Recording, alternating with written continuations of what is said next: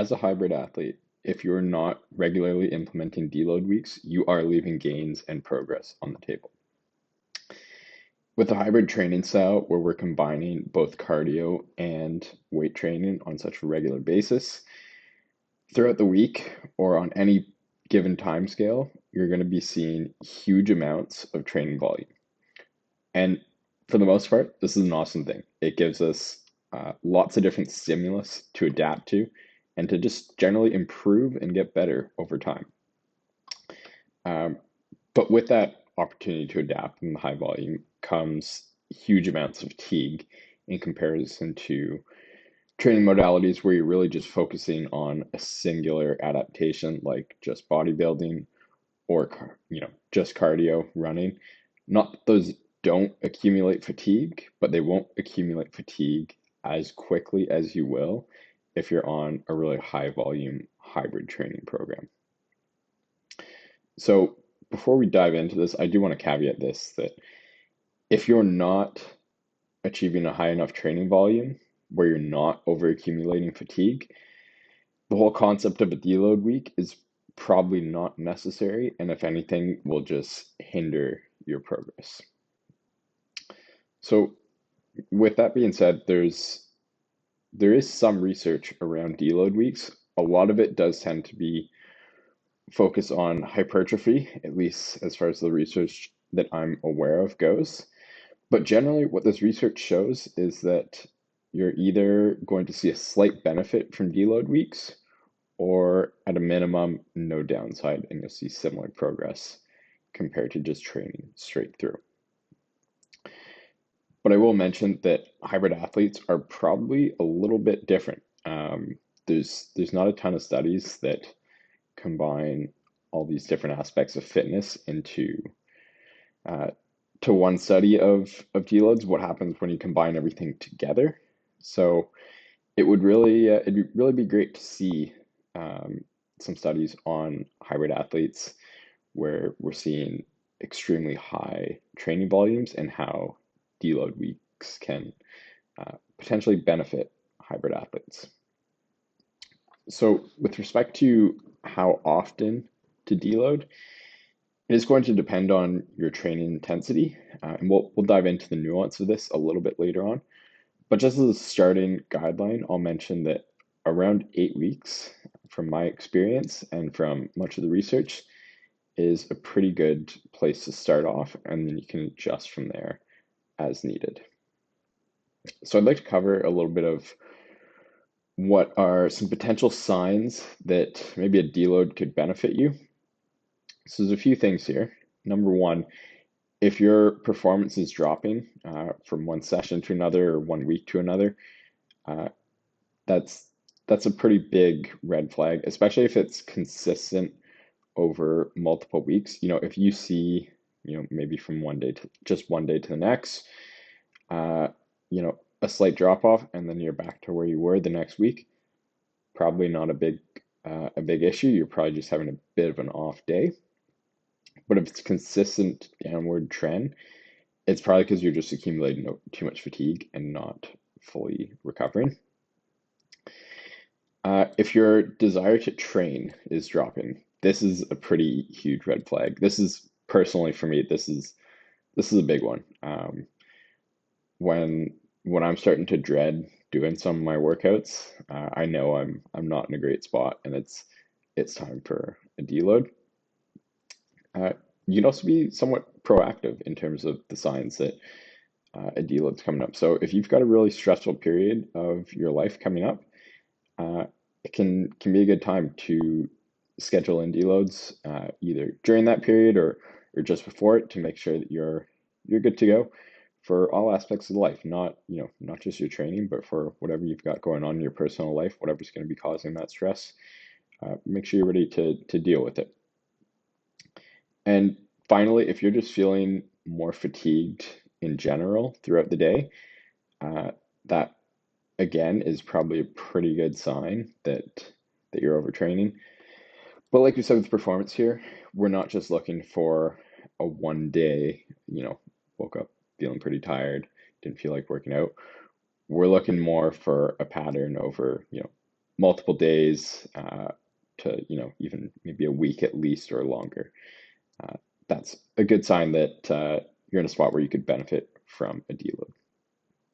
So let's dive into exactly how to go about executing a deload week, how to work it in with your training plan. So one of the things that one of my favorite researchers, Andy Galpin, talks about is he'll usually go with a rule of about 70% in terms of volume. So he's primarily talking about this in terms of lifting, but it also generally applies pretty well to your cardio training as well. So the way I'm looking at this is I'll usually reduce most of my exercise. If I'm doing 4 sets on an exercise, I will usually go down to 3 sets, or if I'm only doing 3 sets, I'll probably drop it to 2. And in terms of the weight, you can absolutely keep the weight the same for everything, but you can also choose to reduce it. And I find I do a little bit of a mix of both here. So on super heavy movements like a squat, a bench, or a deadlift, where there is going to be a lot of systemic fatigue accumulating from those movements, I tend to reduce the weight and I'll go somewhere around that 70% of whatever my normal working weight is. But for other things, like if you're just out there blasting biceps and triceps, you probably don't need to reduce the weight there. You should be able to recover from that. But again, not a bad idea to reduce the number of sets there. As far as the running side goes, I'll usually go with a pretty similar 70% here. So, if I'm doing a 10K zone 2 run, it becomes 7K. And when it comes to my quality sessions, if there is a warm-up component, I'll usually leave that about the same, which is it's typically for me a 1K. And then whatever intense portion I have of my quality session, that is what I'm reducing. So in a tempo run, maybe I'm reducing from like an 8K to 5 or 6, something like that. And then when it comes to interval runs, I will typically just reduce the number of intervals. So if I have 6 intervals, maybe going down to 4. Another option though is to just reduce the length of each interval, again, down to about 70% of whatever you were doing before. But again, this is an area where you can absolutely experiment and see what works for you. And that 70% is not a hard rule. So if you find that just a small reduction in volume is working great for you, maybe just 80, 90% instead of going all the way down to 70, that's great. If you find that you benefit even more from going from a bigger reduction than 70, maybe you want to go down to 50% volume for the week, absolutely nothing wrong with that. It's really whatever allows your body to recover best and be fully prepared for the next week of training.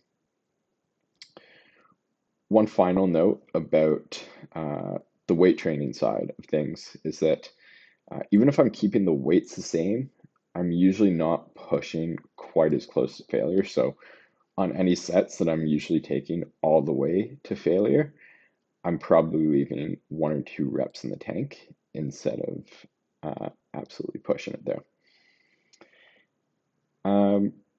Let's see. So one final note about a deload week. To me, one of the best signs that it's working is that if you get to the end of the week and you're absolutely itching to get back to training hard, that's a pretty good sign. And that tends to be the way it is for me. I usually come into a deload week and I'm pretty gassed. My final couple workouts of the last hard training week, I'm not I'm not as pumped as usual to go and hit them. And then when I'm done the deload week, I am absolutely fired up to be going back into the gym, into my runs, to go and hit them hard and keep making progress in training. So I'd like to break down a little bit of how to go about scheduling deload weeks, because there is, to me, a few different ways to do this. And I mentioned earlier that 8 weeks is a good spot to start, but again, that's not a hard rule. And it doesn't always have to be the same number of weeks apart. So, you could go 8 weeks between one deload, and then maybe your next one is, you wait 10 weeks or 6 instead.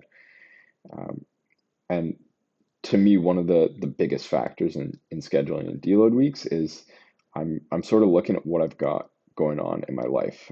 If there's a vacation or anything like that coming up, or just a period where I know I won't be able to train as much or train as hard, or I'll be really stressed. That's when I'm scheduling in a deload week. Um, Another consideration here is, if you've got an upcoming race or competition, you probably want to be working with that. And at that point, assuming your deload week is right before the event, I guess it would be considered taper at that point in most cases. And there are some, you know, slight differences between a deload and taper, but generally uh, pretty similar fundamental idea here. Um, Finally, like one option is not to schedule it in, but just to sort of go by feel. So, you know, you can just keep training hard until you get to that point where, you're seeing some of those signs we mentioned earlier, where uh, you're really feeling fatigued, your performance is dropping, desire to train is dropping. If you're seeing all those, then it's a good time to schedule in a deal and or not even schedule it in, just to decide that yeah, you're taking one. And maybe that's 4 weeks after your last deload, or maybe 10, maybe 8, 15, whatever it is. You know, if you don't feel like you're really accumulating a lot of fatigue, then there's probably not a huge need to be taking that reduction in your training volume. Uh, Finally, I do want to add that, you know, I've been talking about this whole concept of a deload week, but it does not need to be 7 days. You know, it could just be a couple days just to get your energy levels back up. It could be a little longer. It could be, uh, you know, could be 10 days. If you're looking at tapering coming into a race, that process can start certainly much further out, especially with, if you're looking at something like a marathon. Your taper on long runs is probably starting a few weeks before your race day. So if you want to have a program built for you that will schedule in deload weeks for you and help optimize your training using that, that's one of the key features I've built into Hybrid Strength Fitness, my app, which is linked in the description. So if that's something you'd be interested in, absolutely go check it out. I do want to add one final little tip for you here with respect to deload weeks. That's I've found has worked really well for me. So this is, don't, when you're on your deload week, do not listen to whatever your typical gym playlist is. Uh, you know, Maybe you just listen to something a little more laid back and relaxed in terms of music when you're working out, or you go no music at all. And the feeling you get when you're done with that deload and then you come back the next week and you fire up your gym playlist, you're going to be absolutely ready to go, ready to crush all of your workouts. So I hope you find that useful and experiment with deload weeks, and it'll help improve your training.